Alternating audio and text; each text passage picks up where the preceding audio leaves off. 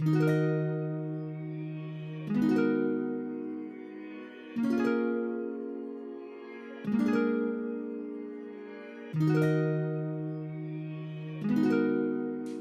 going on, people? Welcome back.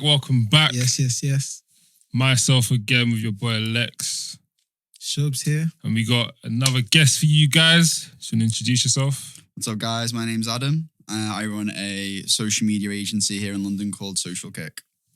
That's it. So let's get straight in. Yeah. So first things first, so obviously you kind of introduce what you do, but just tell us a bit, for people who don't know kind of what that is, just tell us a bit more. Yeah, of course. Okay, so I've been in the social media game now for about 7 years. Yeah. Basically started off when Instagram first started, I was one of the very early adopters on the platform. Mm-hmm. So this is before anyone knew that you could actually monetize on Instagram. It was completely unheard of. So I started a fashion blog on Instagram, and I was literally just reposting celebrity outfits. Nice. So, Pharrell, Kanye, all those people. Yeah. And after I started posting for 6 months, didn't tell anyone about it. I was a bit embarrassed about it.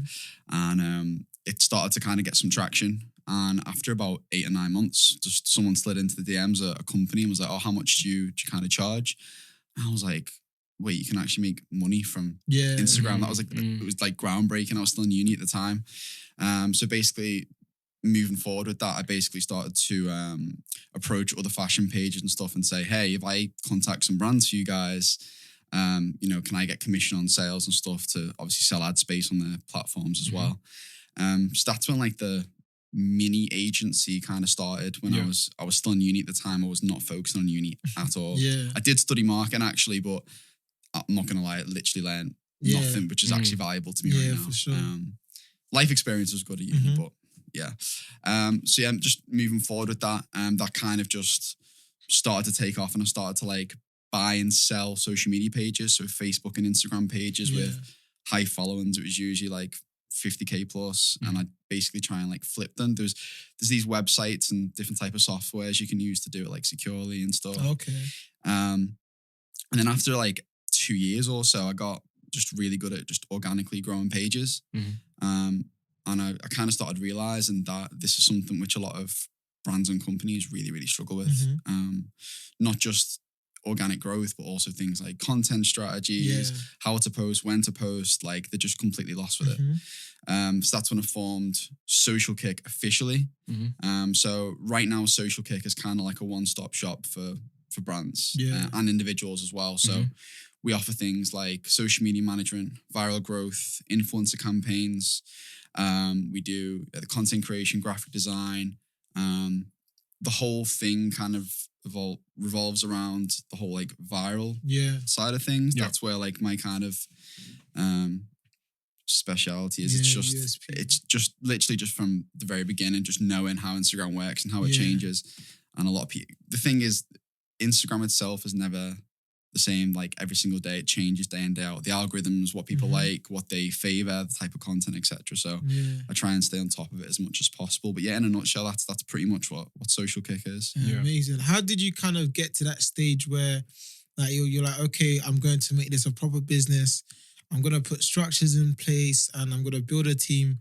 How did you kind of get into that process, and how was it, and what kind of things did you kind of end up doing to make sure you're actually a business? Because like you said, when you're actually just getting DMs and stuff like that, it's kind of you're still hustling in a sense, but now you're building a business where you have a storefront, you have a business name and all these things. How did you kind of get to that stage? That's a good question. So I was in my last year of uni at the time, and it was in the first year of uni that I actually started to earn a tiny bit of money off Instagram, and not a lot. And like you said, it was kind of a side hustle at the time. Didn't do it officially at all. Hope the tax man isn't listening. No, I'm joking.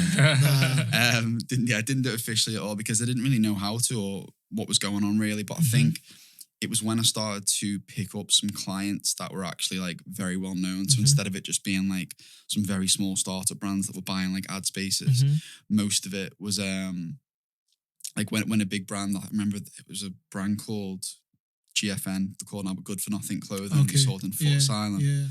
And I managed to cut a deal with them to basically sell a load of ad space on all my fashion network. I think at the time I had like a 25 million plus outreach. So I basically said, hey, you can go on these 10 to 15 pages with this outreach for X amount of money. And it was then that I realised that I had to actually take this seriously and professionally, because they were asking for contracts, official invoices, like VAT numbers. And I was like, I knew what VAT was and stuff, but it was like, oh, actually, I better actually start doing this seriously now. Yeah. And that was the first like big chunk of money. And then I kind of got paranoid thinking, someone's going to pull me up on this. Like if there's, I don't even think, it wasn't like a crazy amount. I think it was like, I think they sent like, I think it was about 7 or 8K. Yeah. But then I didn't even have a business account at the time. So when you put that into your, whatever the personal was, like that wasn't my profit. That was, I had to distribute that back out. So obviously from a personal account perspective, it's kind of like, that looks dodgy. It does. If I've got one big thing coming in and then a load going out the same day, that might raise some flags. So that's when I started to research and be like, right, I need to set up the business officially. I need to get an accountant. I need to do all that. And that was a process, because I kind of just tried to learn as I was going along. My dad was a big help, just because he owns his own business stuff anyway. He's in property. So that was very easy to kind of ask him for help and stuff. But I can see why a lot of people, because I'm not going to name names here and shame, but I know a lot of people, even my age now, that still don't even know they have to have a business account or they have to pay tax. And these people are like models, influencers, like earning really good money and are quite well known. And they're like, oh yeah, like what's VAT? Like, oh, do I have to send an invoice? And I'm just like, this is crazy. And I think that's one thing, actually, they just don't teach you in school. Yeah, either. They don't. You kind of have to find out yourself, or find out the hard way. Yeah. And the tax man comes knocking. And, that's what I mean. Yeah. But isn't to charge even VAT, don't you have to be earning over a certain threshold? Yeah. Things like 80K or something. Yeah, it's 70 or 80. I know it's around that. But even people who have been in and that through the personal, like they've got to have a full year of business to then say, oh yeah, actually, I've earned over that officially. So it's a dangerous game, definitely. Yeah, I can imagine. You know, that's interesting. So in terms of like building your team, so for example, you said you're a one-stop shop and like you kind of play the kind of position of an orchestrator, someone who just makes sure that the machine's running, if you know what I mean. How are you able to kind of find the right people to kind of do these different jobs, and how are you able to kind of lead them as well? Because you're quite young. Do you know what I'm saying? So how do you kind of build that kind of organization in that sense where like people are taking it seriously and people know this is a business and stuff like that? Yeah, it was crazy, to be honest, because at the very start, even when things got hectic, because like I said at the very beginning, I was just offering I was basically like a marketing agent selling ad space on pages. And then I started to like get clients and approach people to be like, oh, I can grow your page. Yeah. And then from that, I was like, oh, there's also a bit of a gap to do like content creation. I can take your pictures. Oh, you need influencers? I know influencers, that type of thing. So I literally tried to do everything myself, and I was working from like the second I woke up in the morning to when I went to bed. I'd barely sleep. And right at the start, it was just because I was just so excited at what was going on. And, you know, I was just not like I'm not motivated now, but I was so motivated back then to literally just stay up as long as possible and just grind it all out. You were addicted to it. Yeah. And then it got to the stage where I was like, I'm literally burning out really bad here. Like I'm only one person. And I think the problem with me is at the very beginning, I didn't actually trust anyone to do the job like I do it. You know what I mean? Yeah. So it's like if I hired someone or like even got like an apprentice to manage a social media account or reply to clients or lead generation, whatever it was, I was like, they're going to mess it. It was just something very negative in my head, which wouldn't allow me to trust someone else to come on, because the agency is like my baby. Like I started it from scratch. You know, I've done it for years and years and years. It's like, I don't want anyone else involved, because then if they mess up, that taints the name of me. Yeah. Very negative way of me thinking, but it was just subconscious. So yeah, I got to the stage where I was literally burning out really, really bad. And I thought to myself, right, I need to actually, like, I was thinking, how do I keep my flexibility, because flexibility is so important to me. For sure. So I don't have like a big fancy office and a load of staff Mhm. and, you know, all these big expenses, because one thing that I've learned and one thing which has allowed me to get the clients that I do is the flexibility to travel and just dip wherever I want. Mhm. I spend a lot of time over in the States, and about 90% of my clients are in the States at the moment. I only Nice. work with a very small handful of clients in the UK. Did you kind of get those clients through referrals as well, through kind of doing good work for one? And So there was one client which completely changed the game for me and kind of gave me the access into the US market. Mhm. And what happened was it was an app called Color Switch. It was a game on your phone. I don't know whether you've seen it. It's like circle balls, and you got to tap it through. Yeah. So I remember I was at a dinner and my nephew was playing it on the phone. I was like, oh, like I've seen all these kids playing this game. It's crazy. Done a bit of research on it. They had like 100 and something million downloads. It was endorsed by like the Kardashians and all this crazy stuff. And then I went on the social media page and they have like 4,000 or 5,000 followers, and they didn't have like any views on the photos. It looked like the followers were bought. And I was like, how can someone, because I knew they must have been earning millions and millions and millions. They were number one in the App Store for weeks. And I just literally, instead of emailing them, I went on like Facebook Messenger, like the customer service thing. And I was like, basically just slated them. I just said, really disappointed in seeing how bad your social medias are on. I think I could do better. This is what I'd change. Within literally 10 minutes, the market manager got back to me and was like, we'll jump on a call and let's discuss what you can do better. Solid. So we jumped on the call literally an hour later. So from me sending a message, kind of giving them a bit of crap, jumped on the call, told them I was very, very cocky because I thought these guys are just obviously a massive company. I don't know what's going to happen. I'm just going to they might like the cockiness type of thing because I knew I could deliver if they gave me the chance. So they were like, all right, well, come and see us in the offices and we can see what you can do. And I was like, oh, where are you based? Like San Francisco. I was like, right, okay. Right. And he said, you can come over, but we're not paying for your flights. And he was like, let me know. Hung up the phone on me. So I was like, in my head, I was thinking, how cheeky is that? Like, because obviously I was being cocky, but I was still being like respectful. And I thought to myself, something in my head is telling me to just pay for my own flight, jump on that flight and prove them wrong. So I did. 2 days later, I jumped on a flight, went to San Francisco. They were based in that's a big bet, man. Oh yeah, it was mad because I just want to pause you there, right? Because obviously we was talking about this on the last one, innit? In terms of having that confidence. So a lot of people will be very, very apprehensive about even sending that message, and not even just sending that message, but also being cocky. So it's like, how did you build for those listeners? How did you build that confidence to say, like, to slate them and to say, like, I can actually do better? I think back then there was not a lot of people that was doing what I was doing as good as I was doing. So I was very just confident in my ability and I knew I could deliver. So when I seen this massive gap in the market where, you know, not a lot of people at the time had social media managers for like apps and game companies and stuff, and I was looking at them going, there is such a big gap here, but because I'm just a young lad from Liverpool, do you know what I mean? Like there's me trying to call up this big corporate people who are based in Twitter HQ and SF and telling them that they're doing a crap job. Like they're probably like, who is this kid and why is he? So obviously they were intrigued by it. So I just basically played the card that was, I'm not going to get it if I try and not be myself. So I'm just going to be myself. If they like it, let's see what happens. I respect that. Is that what's there to lose, right? Exactly. Because it's like, if I don't get it, I was never expecting to get it. Yeah. You know what I mean? So said that, hung up, jumped on the flight anyway, went there. They basically said to me, well, we want, what did he say? I think it was about, we want 10,000 followers. I said, okay. He said, how long will it take you to get 10,000 followers? And I was like, about a week.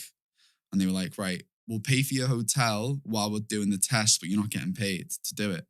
And I was like, all right, cool. So they put me up in a hotel, got them to 10,000 followers in like 3 days. Shit. Like, just utilized all my network. Came back to them and I just went, you're on 10K. Or actually on 11K, but yeah. Yeah. The next day, I managed to sign a contract to become like head of social for that company. Oh, nice. So but as kind of like freelancing. Exactly. Nice. So contracted in. The official title to them was head of social and strategy, but I was still based I was still based at home up in Liverpool at the time.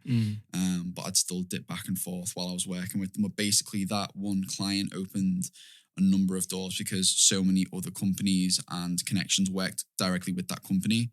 So, people in Hollywood with all the influencers, whether it was designers, whether it was like Facebook experts, investors, all these people I met through the company that I worked with them for like about a year and a bit, something like that. But through that year, I just gained so many connections, and it was just referral after referral. I haven't done any like active lead gen for my company for quite a while now, and that's by personal choice because I could hire someone to do lead gen. I could hire another person to do the jobs in which I do and train someone up. But right now, I'm still kind of in that stage where I'm just like very much enjoying the flexibility of not having a liability, if that makes sense. Like when you employ someone, it's not always going to go to plan. So what happened was a couple, was like about just under 2 years ago now, I employed one of my mates. I took him out of his job and I said, I've got this page that I want you to manage. I want you to help me with it. It was a page called Vines on Instagram. Actually, we ran it up to about 6 million followers. That was like the biggest page that we've ever, one of the biggest successes we've had. Nice. But I needed help on like the monetization side of things. So doing lead gen specifically for that page to sell ad space. So I just said to him, like, leave your job. I'll guarantee you a minimum of 6 months, because everything was going so well at the time. But what a lot of people don't realize is when you're self-employed and you're in an agency is 1 month could be unbelievable. You get all your hopes up thinking, I'm the best at what I do. This is great. I'm going to be a multi-millionaire next year and all that. And then you could have a week that just completely ruined you. And that basically happened. So I took him on for 6 months. On the 7th month, I had 3 of my biggest clients pull out, not because of anything I'd done, but because of financial issues on their end. So they all pulled, and what happened was then I had a massive liability, which was one of my best mates, who I employed. And I had to kind of say, listen, I know it's friends before business, but at the same time, you're in the business now. So I'm going to have to put this first. It was difficult because I had to kind of let him go. And then he didn't have a job for a little bit and he had to find it. And I think that really just put me off wanting to employ people, because the stress and anxiety that gave me to know like I'm solely responsible for that person's income is quite difficult. It's enough stress, me trying to earn enough money to, do what I want to do, what I want to save for, grow the business to what I want to grow. So that is complete personal preference. There's obviously people who are very good at hiring the right people, getting, scaling the business. But for me, I feel like my business right now is still in a stage where like, I just want it to be a flexible business. I don't want big fancy offices. I don't want to employ people. So the people that I employ right now are all contractors to Social Kick. So we've got like a graphic designer, Facebook ad expert. And then if we need any like additional help with social media management and stuff, I've got a few different contractors that I'd work with, but everyone's kind of under the Social Kick umbrella. So any of my clients that speak directly with them, they're a member of Social Kick, but that keeps all flexibility. So like, so other than kind of having that difficult period and having that difficult conversation with your friend, what has been like, from a client perspective, the biggest challenge?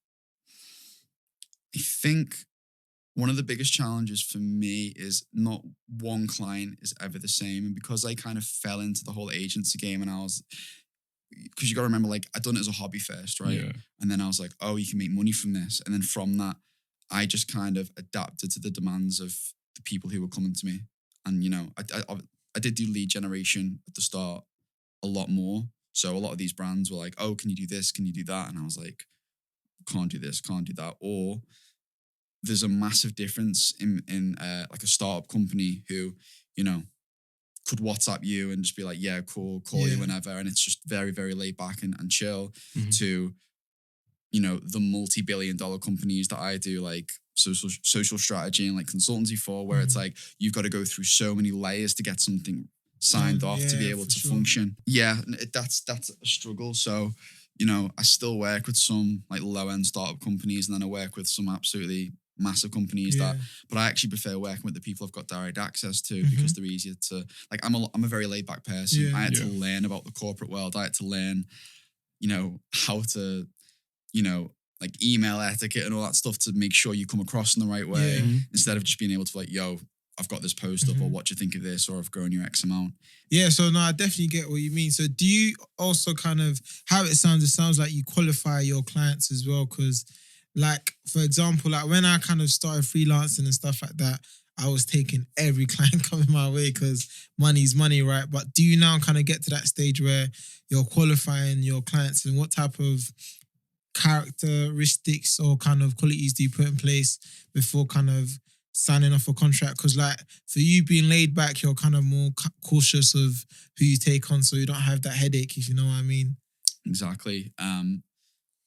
You're right in what you say. I mean, when I first started, it literally was like, oh, they want to pay me, I'll take whatever they give me. You just want to get the money in your back pocket. But as you progress and you want to kind of scale, and you want to make sure your time management is the best it possibly can be. Yeah. Like, I've realized that I can't work with clients anymore if I'm not actually like invested into, not like financially invested, I mean just like mentally invested into it. I'm excited to be a part of it. Yeah. I agree with what they're trying to do. Like when that kind of aligns, it's very easy then for me to work with the client. So yeah, at the start it was like, give me money, I don't care who you are or what you do, or even if I can't do something, I'll learn it and charge you anyway. That was the mindset I had at the start. But now it's like, I'll only work with brands that I want to be invested in and I enjoy being with, because otherwise I'm not motivated then, which means I'm not giving my best work to them. But yeah, I mean, there's been some really cool clients that I've worked with in the past. I mean, they range from like e-commerce brands, like personal brands, like fintech companies, apps, games, crazy like variety of clients. It's not just like one specific niche. So like that's quite a really nice range of clients, and obviously you gave us one example of how you creatively got a client, but how else do you kind of get clients as well, especially when starting out without kind of having that referral in, like you said, you had a referral in the game and kind of industry, but for you to get to like fintech, personal branding and stuff, how did you kind of approach them for someone who's starting out and needs clients? So I was brutal with lead generation at the start, and I mean, I would literally sit there and assess like I'd go on Google, I'd just type in a random clothing brand, I'd literally see who it was, like clothing brands, any e-com brands, even products, and I basically just go on their Instagram, assess whether I could do a better job than they are, put their email down, whoever the name of the person was, and I just fire out like 100. I remember actually in my head, I literally sent 100 emails a day to 100 different companies, basically saying who I was, what I did, how long I've been doing it for, past successes, and then being like, if you want to hear more, let me know. And, the success rate was so low anyway, but out of those 100, you get like 7 or 8 replies. Out of those 7 or 8 replies, you might get 4 that's interested, and then you might sign off 2. But those 2 were 100% worth those 100 emails in which you sent. So yeah, lead generation was brutal at the start. I'd literally spend hours and hours and hours all day, all night, just copy paste templates of everything, gaining the emails. I didn't have any like automated systems. There was no, it was just me manually doing it, which grinding. Yeah, it's crazy about like thinking about it back then. But yeah, that's what I've done to kind of start. And out. it all just snowballs, right? The exactly, more, it does. The more they start coming in. Yeah, and that's something I definitely respect. Like, you was just relentless with it. You just went all out until you just couldn't do anymore. And I think it just ties back to even what we discussed. Like, this entrepreneurship is not for the faint-hearted. Like, if you really want to see success, you have to be not just mentally invested, but you have to just be willing to go through the trenches. 100%. And that leads on to my next question. Obviously, kind of we're slowly transitioning out of a pandemic. And has COVID even affected you, or has it? Yeah, like how has COVID affected you, or how you benefited from COVID? So at the very start of COVID, I was like very, very worried, because I knew that a lot of brands would just kind of pull back on ad spend. So for the first month, I had one client drop off, and then I had a lot pause ad spend and stuff. So that was, they didn't really want anyone managing the social media. They didn't want to run targeted Facebook ads. They didn't need content creation.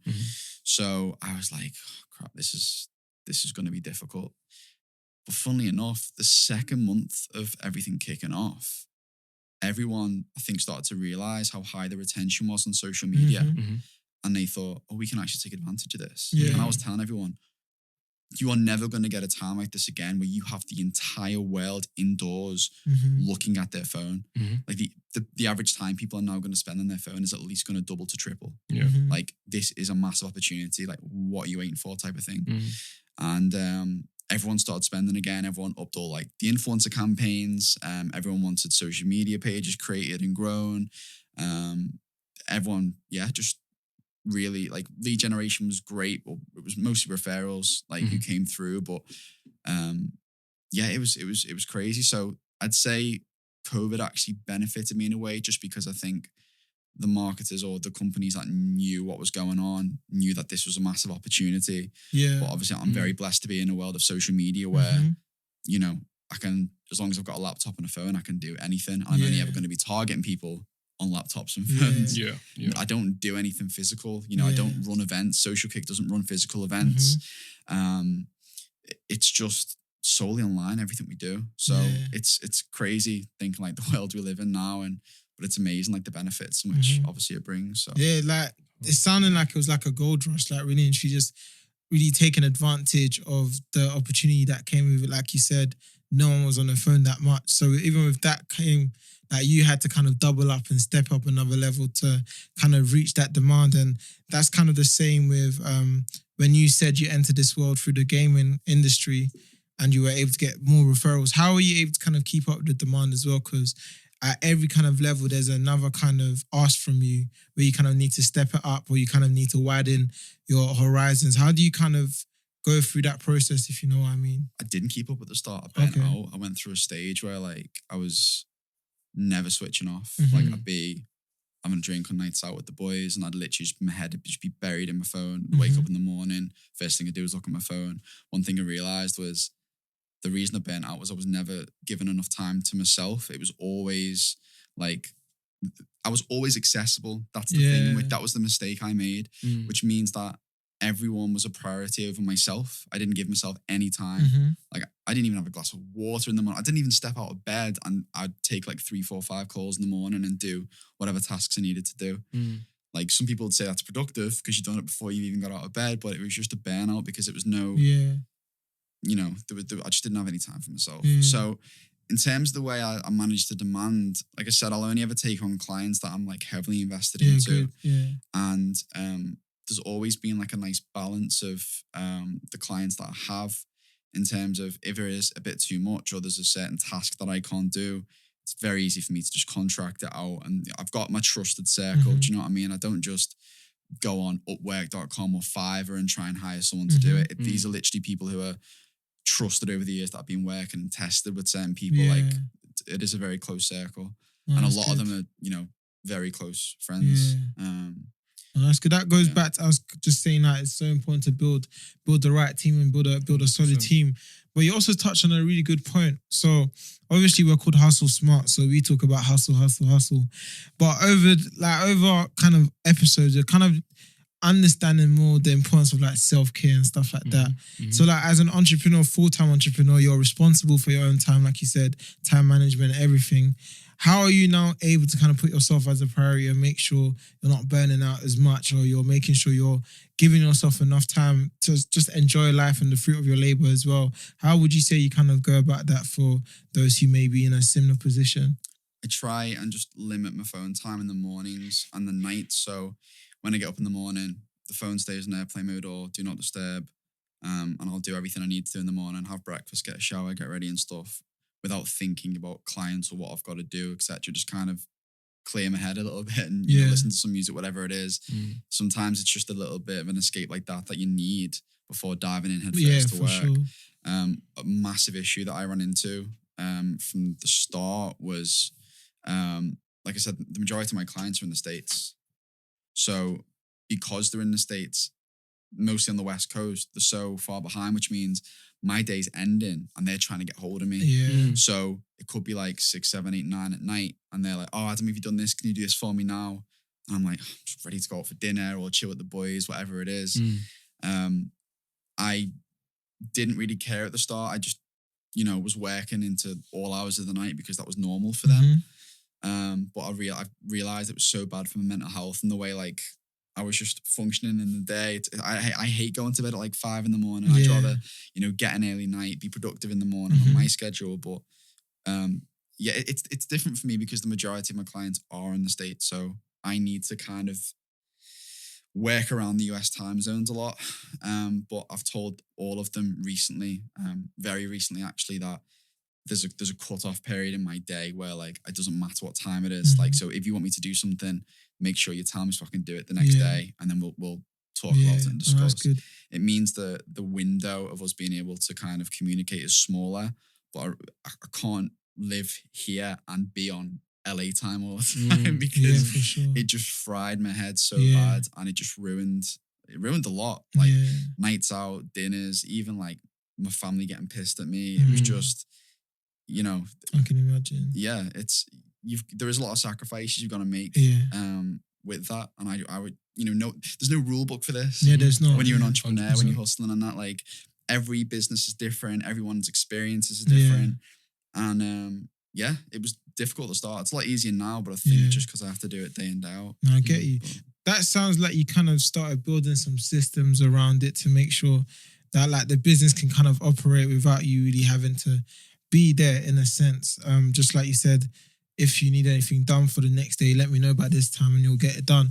So do you kind of have any kind of like automated systems or any kind of like job boards or any kind of apps you use just so you're kind of more, you kind of have structure to your business rather than like you writing things down on paper, trying to send it out, text people and all that stuff. Do you kind of have a way, like just like a system or kind of automated things just to help you run your business smoother? Yeah, there's a few different apps which I use which are like extremely important. One of them being content schedulers. So I use Social Bakers mostly. So that'll help me schedule clients, content, captions, etc. It'll give insights and stuff which you don't get directly through Instagram, and it's all in one place. So it's very easy for me to kind of have different dashboards for different clients. I think that's very important. Another one I use massive, I literally use with every single client is Slack. I use Slack. I have a different Slack channel for everyone because the more corporate companies might have like 20 people that I've got to speak to. Slack, and then even the smaller ones as well. The very small ones or the personal brands and stuff, I do just use like WhatsApp and stuff. I try and move everyone over to emails or Slack because it got to a stage where like I'm trying to enjoy myself and your phone would just be blowing up with requests, things to do, like calls going on and stuff. Missing messages as well, I can imagine. Yeah, and it just ruined my head because I just never switched off. Like even my mates at the time, like even as it like a couple of weeks ago, was just like, you seriously need to just switch off. Like sometimes give yourself a day to just get your head straight and not worry about everyone else. But I guess sometimes that kind of entrepreneurial spirit is just kind of inside you. You can't get rid of that. Do you know what I mean? No, for sure. Like I get all weird if I don't like look at my phone in a certain amount of time, and that's really bad. But I'm always like thinking about opportunities, what would happen if I didn't look at my phone and I missed a certain message that could lead to something, etc.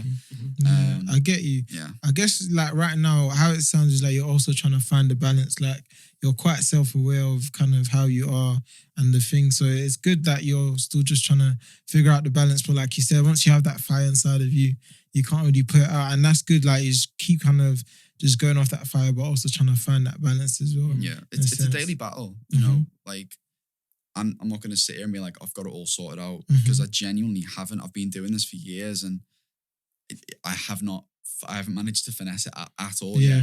I'm still overworking myself. My balance is not right. I'll still have extremely late nights, which sometimes you can't escape. Yeah, for sure.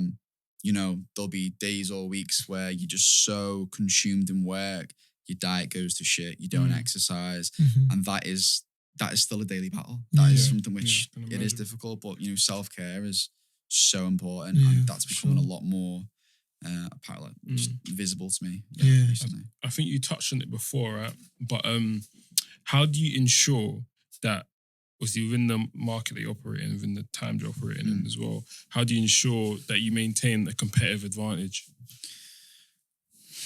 That's a good question. So one thing, I started before everyone else, and I know that, like literally 99.9% of people.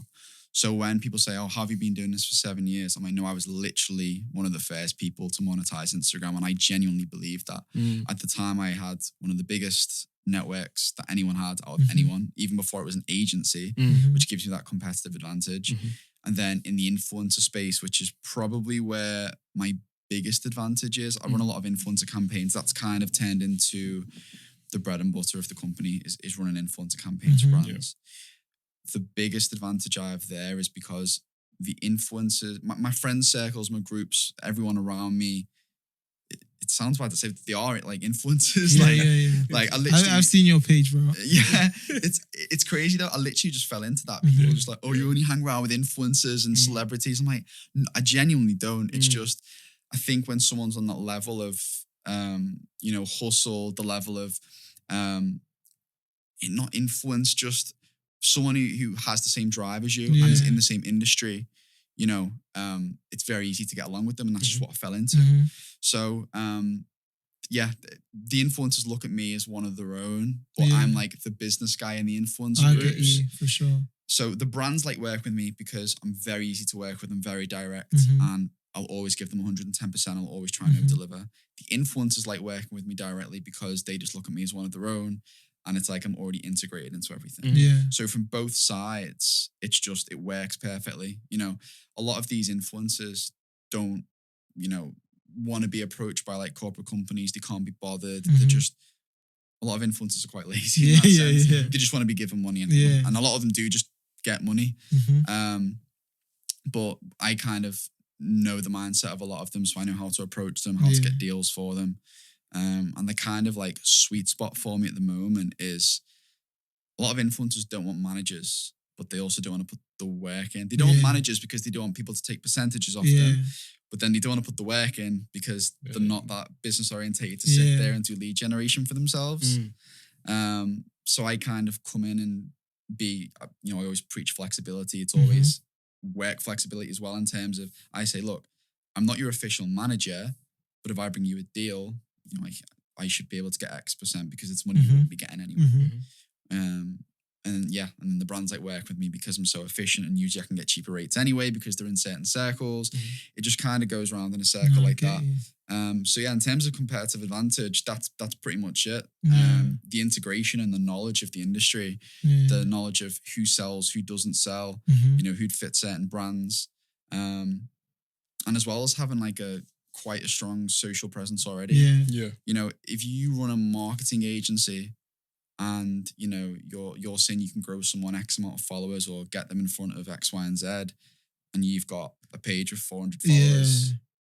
You got. It's a shallow world we live in. I'm sorry. It's true. You got to be the example as well. Like you won't believe it if you can't see it. You know what I'm saying? Yeah, and I hate saying it because I'd prefer it if no one judged each other off social platforms. I genuinely really dislike it. Because I think it's a horrible way to judge someone. 100%. Like how many times have you seen someone online and being like, he looks so stuck up or she looks so stuck up?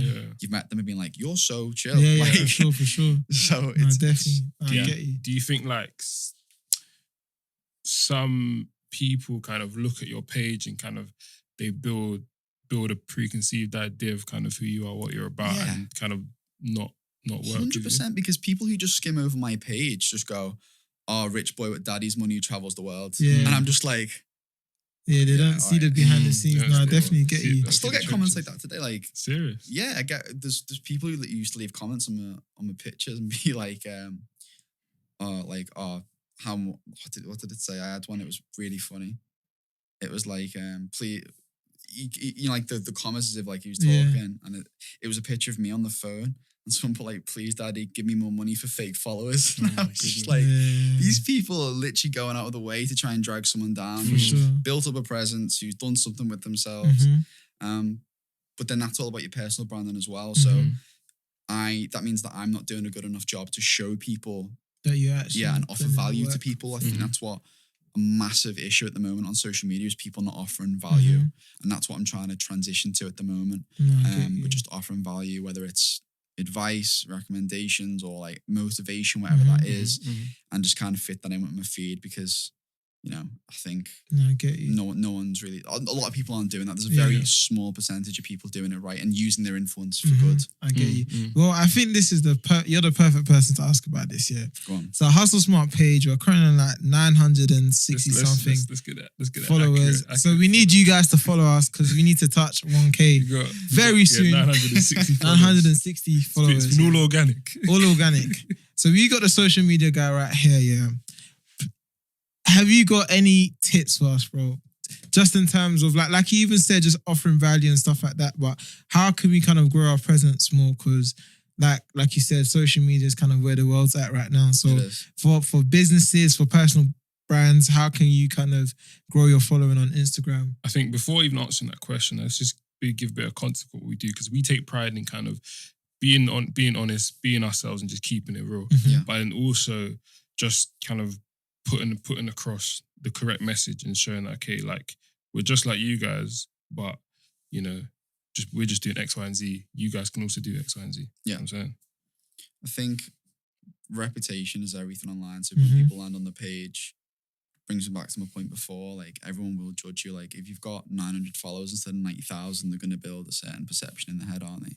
Which is crap because it shouldn't be like that because I know so many talented people with next to 0 followers, and it's just because they just don't do social media marketing that well. Do you know what I mean? But in terms of growing that page or any page for that matter, whether it's a personal brand, a company, whatever it is, first thing to say is post consistency. One thing people really undervalue is consistency. And people might say, oh, well, I've barely got any followers in the first place. Like why should I stay consistent? Because with consistency, you've obviously got your post. So there's a few different things. I'll go through them. So post consistency, which you just mentioned, post strength. So make sure you're actually offering value in each post and it's something which people can engage back with. Because if you just post something which is dead, which isn't, you know, interactive for the audience, which already follows you, how are you expecting to gain new followers? You've got to look after the followers you already have. And then the third one is people underestimate this so much, but you don't understand how much extra impressions and exposure I've got from hashtags. There's this thing called hashtag hacking, right? Which is something which I've used for years. It still works. Nothing dodgy. It literally is just doing research of your niche, making sure you understand how Instagram works. So, for example, I see brands all the time hashtagging in the caption and then they'll hashtag in the comments as well. But what they don't realize is if you hashtag in the caption and you hashtag in the comments, they cancel each other out and none of them are going to be visible. Okay. Right? And then you'll see people who copy and paste 300, right? Instagram will automatically shadow ban it. Like they're not going to show any of those hashtags to anyone because they know it's copied and pasted. Like the platform itself is so strong now. Not strong. The smart. algorithm, It's so smart now that they will literally pick up on all these things. So if you do some really strategic research on your niche, what you want to do, the type of people you want to follow, who want to follow you, just literally research the hashtags. And then with that, you then get all your friends, just pull as many strings as possible. I know some people, this might not be possible for everyone, but the Instagram algorithm is triggered within the first 35 to 40 minutes of a post going live. So within the first 10 minutes, realistically, you should get everyone and the dog to like and comment on a certain post, as well as having the hashtags. I've been doing it now, even on my personal page for like a couple of years now. Like I'll only ever use any more than 20 hashtags at a time. Don't do it. Under 20, 100%. You can use a few, but under 20, and always comment the hashtags as well. Okay. So don't not in the captions. No, don't do that. I've seen a lot of people do it and it doesn't cancel that out, but I know for a fact it works better when it's in the comments and it makes the post look a lot more clean and less spammy. But you know, there's been times where I've posted on my personal and gained an extra, 7 to 10,000 impressions literally just from hashtags alone.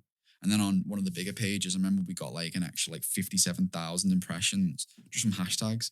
That's free that's free views. You know what I mean? You're not paying for that. That's organic. And I think that's why a lot of people like TikTok at the moment, because TikTok is the only platform out right now that you can have 0 followers and get 1 million views on your first video.